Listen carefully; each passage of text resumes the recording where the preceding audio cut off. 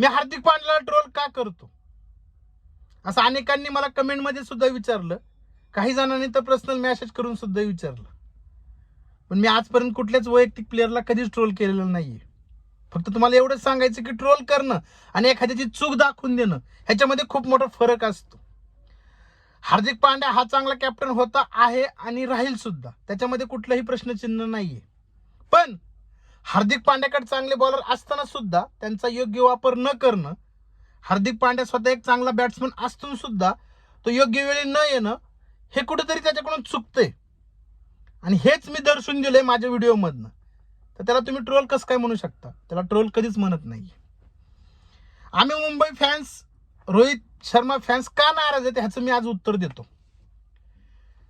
ज्या टीम मध्ये रोहित शर्मा सारखा एक सिनियर कॅप्टन अगोदर आहे, जो भारताचं नेतृत्व करतोय, त्या टीम मध्ये हार्दिक पांड्याला यायचंय. पण हार्दिक पांड्याने मॅनेजमेंटकडे आड घातली की मी गुजरातचा कॅप्टन आहे, मी मुंबईमध्ये आलो तर मला कॅप्टनच बनवलं पाहिजे.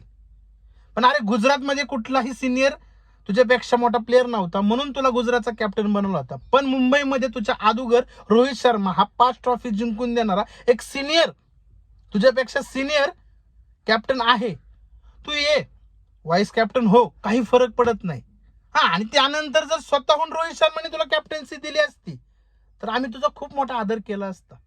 पण अरे एखादा सिनियर प्लेअर असताना सुद्धा त्याच्या जागी येणं, त्याची कॅप्टन्सी घेणं, हा कुठेतरी त्याचा अपमान आहे ना रे. आणि हाच अपमान आमच्यासारख्या रोहित शर्मा फॅन्सला आवडला नाही. ऋतुराजची जेवढी रिस्पेक्ट केली जाते चेन्नई फॅन्स कडून, तेवढीच रिस्पेक्ट तुझीही केली असती जर तू कॅप्टन्सी मागितली नसती, स्वतःहून तुला मिळाली असती तर.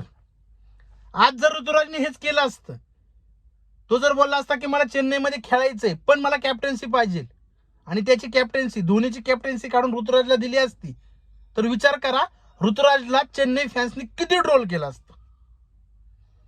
मग साहजिक आहे ना, आपण ज्याच्यावर प्रेम करतोय त्याचा जर अपमान झाला तर तो सहन नाही होत. हा, तू स्वतःहून जर मुंबई मॅनेजमेंटला हे जर बोलला असता की ठीक आहे, एवढं वर्ष मी रोहित शर्मा आहे तोपर्यंत मी उपकॅप्टन राहतो, व्हाईस कॅप्टन राहतो, त्यानंतर पुढच्या वर्षी रोहित शर्मा माझ्या नेतृत्वाखाली खेळेल, हे मान्य सगळ्यांनीच केलं असतं.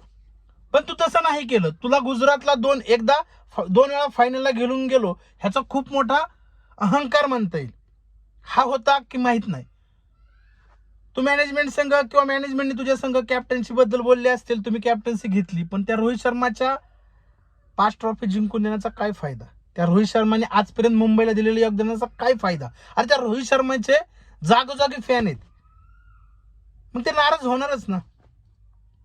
विराट कोहलीच्या टीम मध्ये हेच झालं असतं तर विराटच्या फॅननी सुद्धा त्यांच्या त्या प्लेअरला ट्रोल केलं असतं. विराट स्वतःहून कॅप्टन्सीहून गेला म्हणून फॅबला कोणीच ट्रोल करत नाहीये. पण जर विराट असताना सुद्धा फॅबला कॅप्टन्सी दिली असती तर अनेक आरसीबी प्लेयरनी फॅबला ट्रोल केलं असतं. सांगायचं मला काय माहितीये का, की तुम्हाला हे समजलं, स्वतःहून कॅप्टन्सी मागणं आणि समोरच्या सिनियर प्लेयरनं तुमच्यावर भरोसा दाखवून तुम्हाला कॅप्टन्सी देणं, ह्याच्यामध्ये खूप मोठा फरक असतो. आणि हाच फरक मुंबई आणि चेन्नईमध्ये झालेला आहे. धोनीने स्वतःहून, रोहित शर्मा नाहीये, विराट कोहली नाहीये, त्याच्यासारखा सिनियर प्लेअर कुठलाच कॅप्टन नाहीये, म्हणून ऋतुराजला कॅप्टन्सी पद दिले. सगळं आलबेल आहे त्या टीम मध्ये सुद्धा, त्याचे फॅन सुद्धा नाराज नाहीये, काहीच फरक पडत नाहीये. ऋतुराज धोनीच्या नेतृत्वाखाली असून सुद्धा, ऋतुराज नाही, धोनी ऋतुराजच्या नेतृत्वाखाली असून सुद्धा ऋतुराज धोनीला विचारल्याशिवाय कुठलीच गोष्ट करत नाहीये. आणि तीच टीम आज टॉपला आहे. आणि आपली मुंबई कुठे? 9 नंबरला. मी म्हणत नाही की ह्याच्यामध्ये पूर्णपणे हार्दिक पांड्याच दोषी आहे, मी म्हणत नाही. पण कुठंतरी ठीक आहे, दुसरी मॅच जी 277 रन होती ती मॅच बॅट्समननी तर पूर्णपणे आपलं योगदान दिलं. 246 रन त्यांनी केले. तिथं सुद्धा हार्दिक पांड्याने 20 बॉलमध्ये 24च रन केले. तिथं जर त्याचा स्ट्राईक रेट चांगला असता तर काहीतरी वेगळं घडलं असतं. पहिल्या मॅच मध्ये सुद्धा जिथं हार्दिक पांड्याला स्वतः यायचंय तिथं तो तिलकला आणि डेव्हिडला पाठवायची काहीच गरज नव्हती. बरं ठीक आहे, पहिली मॅच हारली, काय काय विषय नाही, दुसरी मॅच हारली, काही विषय नाही, पण येणाऱ्या मॅच मध्ये सुद्धा माझी एवढीच वैयक्तिक इच्छा आहे की ठीक आहे, जर तू कॅप्टन असशील तर काहीच फरक पडत नाही, पण तू रोहित शर्माच्या काही निर्णयांना मान सन्मान दे. रोहित शर्माला काहीतरी काही चार गोष्टी विचार, तो तुझ्यापेक्षा सिनियर आहे, त्याला तुझ्यापेक्षा जास्त माहिती आहे. जसप्रीत बुमराला पहिल्या 10 ओव्हर मधल्या कमीत कमी 2 ओव्हर दे, कॉट्सीला 2 ओव्हर दे, स्वतःची ओव्हर राहू दे, नको टाकू ओव्हर, काही फरक पडत नाही. आहेत मुंबई इंडियन्स कडे चांगले चांगले बॉलर, जिथं विकेट पडली त्यानंतर तू 1-2 ओव्हर घे. सुरुवातच तुझ्या ओव्हरनी करशील तर बॅट्समन सेट होतात.